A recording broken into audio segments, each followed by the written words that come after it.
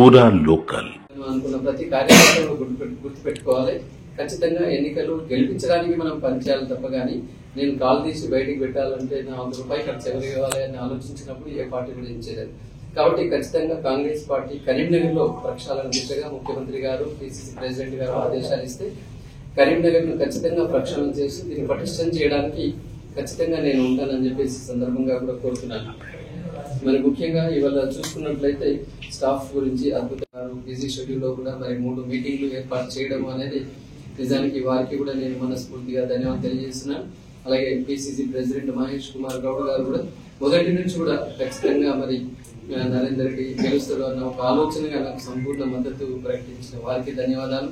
అలాగే పొన్నం ప్రభాకర్ గారు కూడా హుస్నాబాద్ లో ఆంధ్రుల యొక్క వాళ్ళ నిర్ణయానికి నేను శిరసావహిస్తాను. ప్రజల ఏదైతే ఈ ఓటు ద్వారా మరి వాళ్ళు చేస్తున్నారో దానికి కూడా నేను శిరసావహిస్తూ మరి నాకు సహకరించిన పట్టభద్రులు, ఎందుకంటే పట్టభద్రులు చూస్తున్నాం పెద్ద సంఖ్యలో హైదరాబాద్ నుంచి ఎక్కడెక్కడి నుంచో కూడా వాళ్ళు వేస్తున్నారు. వాళ్ళు ఓన్లీ నంబర్ 2 పక్కనే వేశారు. కానీ వాళ్ళు చేసిన పొరపాటు ఒకటి ఏంటంటే మళ్ళీ 02 అని వేశారు అంతే. ఇంకెక్కడ 1 లేదు, 3 లేదు, ఏమి లేదు.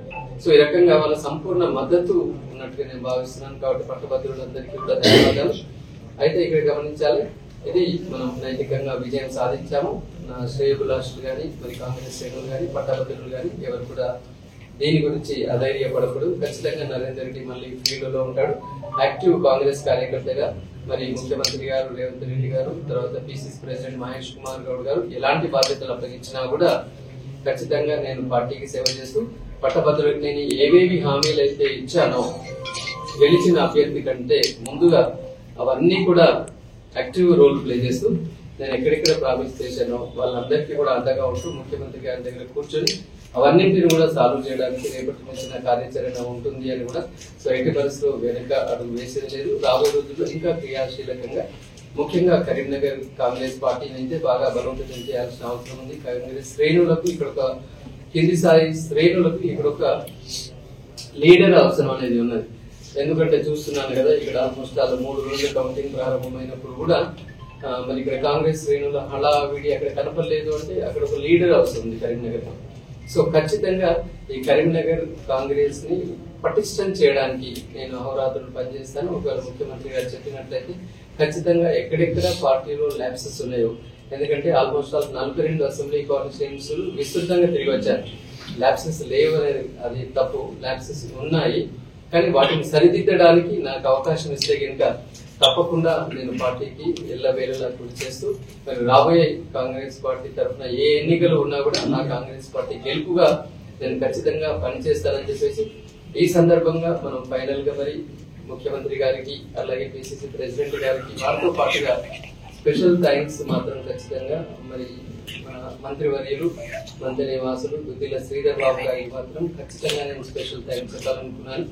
ఎందుకంటే నిస్వార్థంగా ఈవెన్ పోలింగ్ ఏజెంట్ల డబ్బుల కారించి కూడా ₹1 నా దగ్గర తీసుకోకుండా తన సొంత ఖర్చులతోటి మంత్రి ఒకటే కాకుండా మొత్తం ఎంటైర్ పెద్దపల్లి కావచ్చు, రామగుండం కావచ్చు, ఈవెన్ మంచిర్యాల కావచ్చు, కరీంనగర్ లో కూడా గల్లీలో మీటింగ్లు పెట్టేసి అన్ని సంఘాల వాళ్ళతో మాట్లాడి అసలు నాకంటే ఎక్కువ కష్టపడి, అంటే ఇంత కష్టపడడంలో ఉద్దేశం ఏంటంటే కాంగ్రెస్ పార్టీ గెలవాలని. సార్ యొక్క ఉద్దేశం కూడా ఏంటంటే ఏదో నాకు ఫేవరిజం చేయాలి, నేను గెలిచి ఏదో అవుతుంది అని కాదు.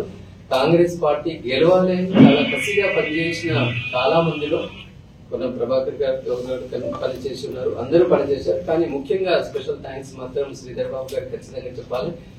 అదే విధంగా అందరూ కూడా కలిసికట్టుగా రేపు రాబోయే ఎన్నికల్లో ప్రతి కాంగ్రెస్ కార్యకర్త కూడా భుజాన వేసుకోవాలి. సో విద్యార్థి సంఘాలు ఏఐఎస్ఎఫ్ కావచ్చు, బిఎస్ఎఫ్ఐ కావచ్చు, తర్వాత ఎస్ఎఫ్ఐ కావచ్చు, తర్వాత బిఎన్ఎస్ఎఫ్, ఎన్టీఎస్ఎఫ్, పలు విద్యార్థి సంఘాలు, అలాగే మరి సంఘాలు, వివిధ టీచర్స్ సంఘాలు కావచ్చు, గవర్నమెంట్ సంఘాలు, కుల సంఘాలు ఎంతో మంది వారు కూడా నాకు మద్దతు ఇచ్చారు. వారికి కూడా ఈ సందర్భంగా పేరున నేను ధన్యవాదాలు తెలియజేస్తున్నాను. మరి ముఖ్యంగా నాతో పాటు గత 6 నెలల నుంచి కంటిన్యూస్ ఎఫర్ట్స్ పెట్టిన మా ఆల్ఫోర్స్ టీమ్ కి ప్రత్యేకంగా నేను కృతజ్ఞతలు తెలియజెప్పాలి. జెంట్స్ లేడీస్ అని అనుకోకుండా ఎక్కడ ప్రోగ్రామ్ ఉన్న ఫస్ట్ మినిట్ నుంచి చివరి మినిట్ వరకు కూడా ఉంటున్న ప్రతి ప్రోగ్రామ్ ను సక్సెస్ చేసిన వారికి కూడా చూస్తున్నాను. నిన్న కూడా మరి పోలింగ్ ఏజెంట్లు అంటే కంప్లీట్ గా మరి ఇండిపెండెంట్ టీమ్ లాగా బాగా వర్క్ చేస్తున్నారు. వారికి కూడా నేను పేరున ధన్యవాదాలు. మరి ముఖ్యంగా పూర్వ విద్యార్థులు శ్రేయోభిలాషులు మిత్రులు వాళ్ళు కూడా ఈ సందర్భంగా మరి నాకు సహకరించినందుకు పేరు పేరున నేను ధన్యవాదాలు తెలియజేస్తున్నాను. ఇంకెవరి పేరు మర్చిపోయినా కూడా, ఎందుకంటే ఒక మూమెంట్ లో ఏర్పాటు చేస్తున్నారంటే రాజధానికి కరీంనగర్లో ఎవరు ఓటు వేయరన్నారు. ఇవాళ డాటా తెప్పించుకుంటే చూస్తారు, ఇంత ట్రయాంగులర్ సిరీస్ లో కులం పేరు మీద మతం పేరు మీద పోగొట్టాలనే ప్రయత్నం చేసిన కరీంనగర్ లో మనం అత్యధిక మెజారిటీని మనం తీసుకురావడం జరిగింది. పూర్వ విద్యార్థులు ఎవరు కూడా లేరు, ఆయన పిల్లలే ఆయన ఓడగొట్టారని చెప్పేసి కూడా సోషల్ మీడియాలో ప్రచారం చేస్తున్నారు. ఇవాళ పిల్లలు నిన్నటి నుంచి అసలు అన్నం తినకుండా మా సార్కి ఇలా జరిగింది అని ఏడుస్తున్న పిల్లలు కొన్ని లక్షల్లో ఉన్నారు. దాన్ని బట్టి అర్థం చేసుకోవాలి. Narendra Reddy sir quality education అందించాడు, పిల్లలకు ప్రేమను పంచాడు, విలువలను పంచాడు, ఒక సిస్టమాటిక్ లైఫ్ ను పంచాడు తప్ప కానీ ఎక్కడ కూడా నెగటివిటీ అనేది నేను ఎప్పుడు కూడా స్ప్రెడ్ చేయలేదు. ఇంత విషయ ప్రచారం జరిగినా నేను ఎన్నడూ కూడా అది రాంగ్ అని వాళ్ళపైన ఏం చేయలేదు. ఎవరి చెడు వాళ్ళు కానీ ఎవరిని కూడా నా క్యాంపెయినింగ్ లో ఎక్కడ కూడా నెగిటివ్ చేయలేదు. ఈవెన్ ఎన్నికలు అయిపోయిన తర్వాత కూడా ఒక అభ్యర్థి అయితే నేను గెలిచాను, నా ప్రమాణ స్వీకారం చదివి నాది ఇది అని ఎన్నో ప్రకల్పాలు పలికి ఉన్నారు. ఎన్నో రకాలుగా అంటే అదొన్ని సోషల్ మీడియా హైప్ ద్వారా రకరకాలుగా చేసే ప్రయత్నం చేస్తున్నారు. బట్ నేను మాత్రం ఇక్కడ నా క్యాంపెయినింగ్ లో ఎవరిని నేను దూషించడం కానీ ఎవరిని నిందించడం కానీ చేయకుండా ఒక సిస్టమేటిక్ గా వాస్తవానికి కూడా గెలిస్తే పట్టభద్రులకు ఎంతో చేయాలి, ఈ పాలిటిక్స్ లో కూడా సిస్టమేటిక్ చేయాలి. ఎన్నో ఆలోచనలు, మరి ముఖ్యంగా విద్యా ప్రకారంగా ఎన్నో ఆలోచనలతో నేను పక్కాగా ఉన్నాను.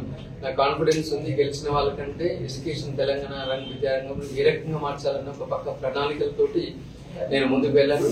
తర్వాత అన్ని ఏరియాలు తిరిగి పరిపూర్ణంగా అన్ని రంగాల వారితో నేను సమస్యలు తెలుసుకుని పరిపూర్ణంగా ఉండి సొల్యూషన్ కూడా నేను తయారు చేసుకున్నాను.